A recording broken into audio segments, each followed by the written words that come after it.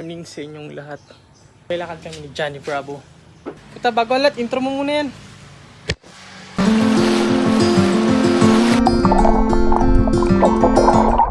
Kamusta?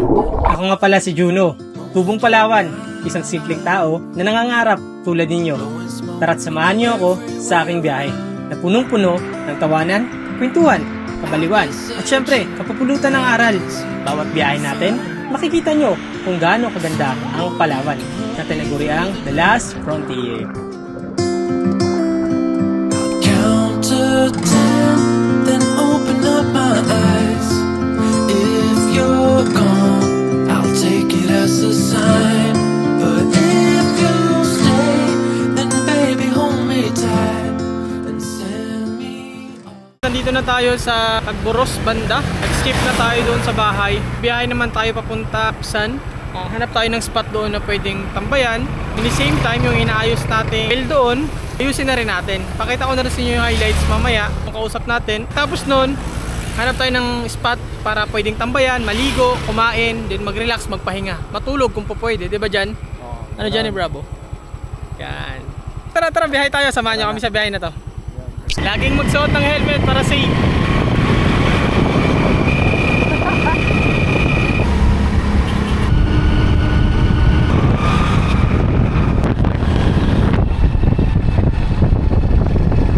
Dito na tayo sa Bakungan.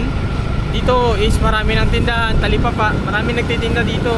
So kung pupunta kayo ng dagat, advice ko sa inyo, bili kayo ng mga maluluto nyo, mga maihaw-ihaw, katulad nito yan.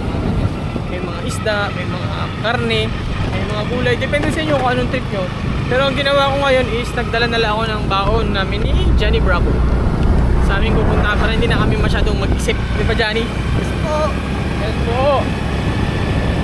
Makulimlim lang kasi Pagka-cloudy niya, mukhang may babagsak na ulan mamaya. Alam mo yung itim na ulap, ganun. Tayo magkita-kita sa ating destinasyon.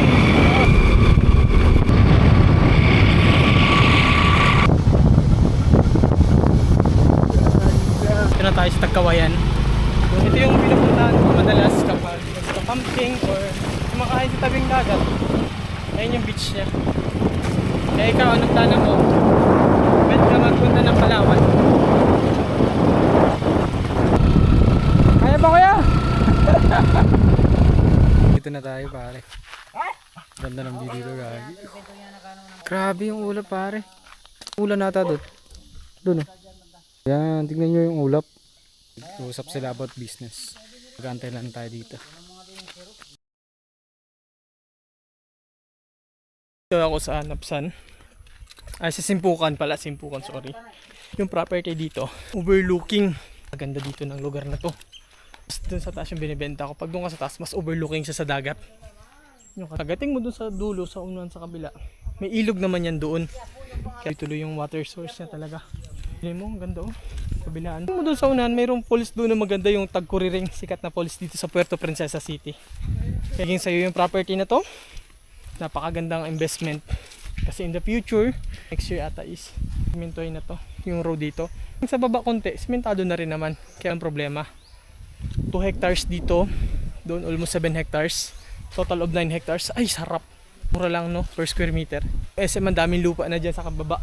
15 years, 10 years, develop na. Yung pera mo dito, tutubong lugaw. Hinantay mo, message mo na ako kung gusto mo to. Oo, kami may pang sinantulan, sarap yan.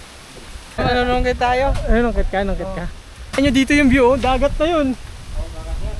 Yan sila tatay dito. Matagal ko na silang kilala. Nagdadala kasi ako ng dito ng guest. Tagkuriring is ikot-ikot ako dito. Magdala si tatay oh. Pang sinantulan. Marami akong lulutuing sinantulan ah. Tubig dito, nanggagaling doon sa bukal sa taas. Di ba tay? Bukal sa taas, yung sa may falls sa taas pa. Yung tubig na to, rekta na to. Sarap ng tubig. At nang siya ng santol, dami. Thank you tay. Sinantulan. Maraming gata, tapos maraming sili, tapos bagoong. Karne ng baboy ng mga taba-taba. Ayan o. Diba? Dami yan. Isang kilo sobra to, mga 2, 3. 4. Ganyan mo dito. Tama lang naman yung tamis niya. Kasi ilang years din ako hindi nakakain ito. Bago lang mali. Haga lang. Oh, yung last year ko nito kumain is 16 years old ako ngayon. Ilan taon ka na? Yan, 20 na. Akala ko 41. 41, grabe ka naman.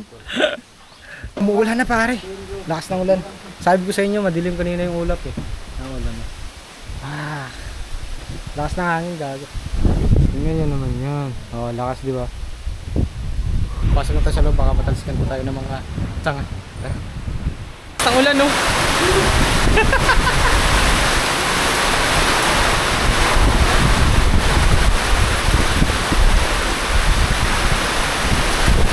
Malamig! Para ka naka-aircon, hanip. Nakasilong na dito.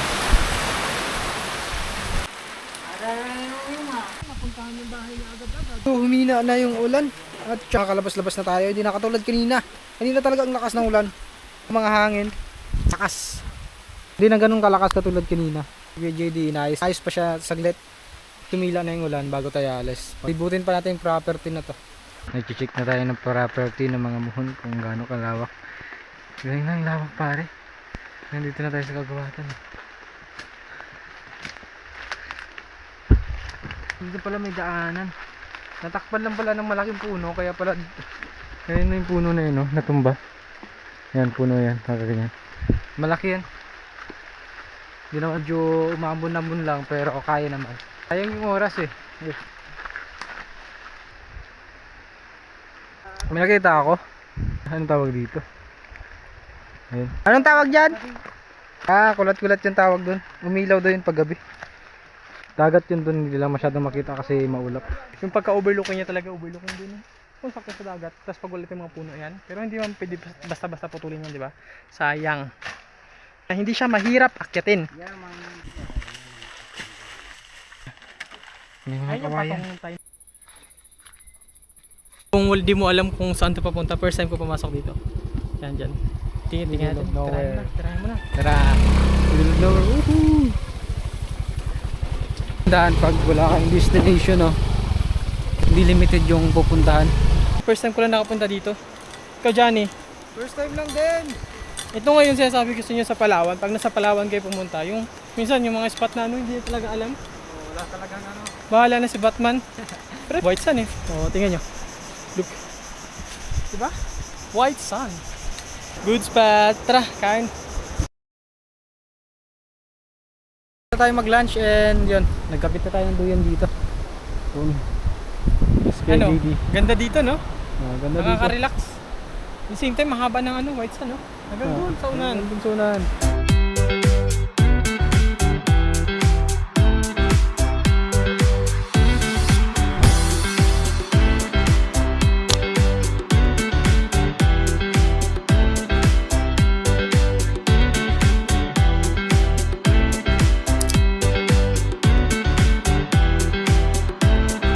Wow.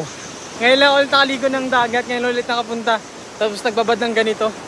Mainit, pero okay lang. Tayo doon sa gilid. Naglagay kami ng duyan doon. And then dito na rin tayo magbabanlaw. May malalim na part kasi dito. Kasi dito galing din to sa ilog. Doon sa taas. Ito. Yung part na to malalim kayo. Oh, putang ina, gabi lamig. Galing kasi bundok. Sarap lang kasi ang lamig masyado. Gabi lamig. Kung gusto mo pumunta ng Palawan, tara na sa Palawan. Ano pang inaantay mo? Book ka na ng ticket mo. I hope na may mga murang ticket na. Tingnan lang, si Johnny is prepared. Meron siyang dalang duyan. So, di ba? Kung magpahinga, pagtapos mag-swimming, akala dito sa duyan. Tubig, tabang, alat. Pero umulan kanina ng sobrang lakas, hindi naman siya alarming. Napaka-perfect. Pwedeng matulog, pwedeng magpahinga. O baka sa Palawan yung pahinga mo. At sa mga naghahanap pala dyan ng property, pwede ko kayong tulungan makabili ng property dito sa Palawan. Mga gustong magkaroon ng gym business all over the world.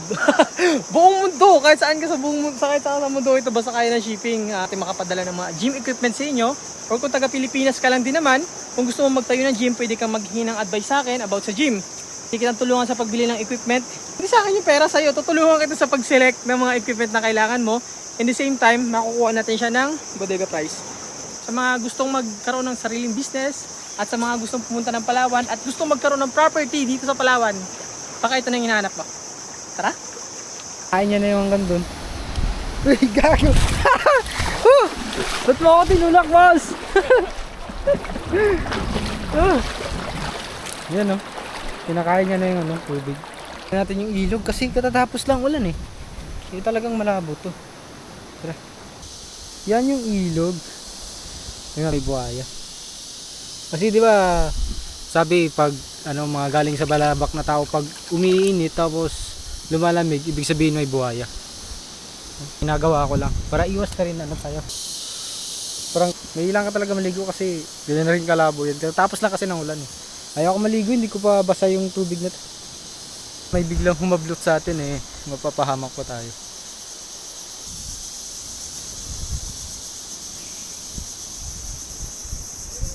Kung di ka pa nakapag-subscribe sa aking YouTube channel, please subscribe my YouTube channel and click the notification bell para updated po kayo sa mga bagong video na ginagawa ko kagaya nito at marami pang iba. Kasama ko si Johnny Bravo ng Palawan.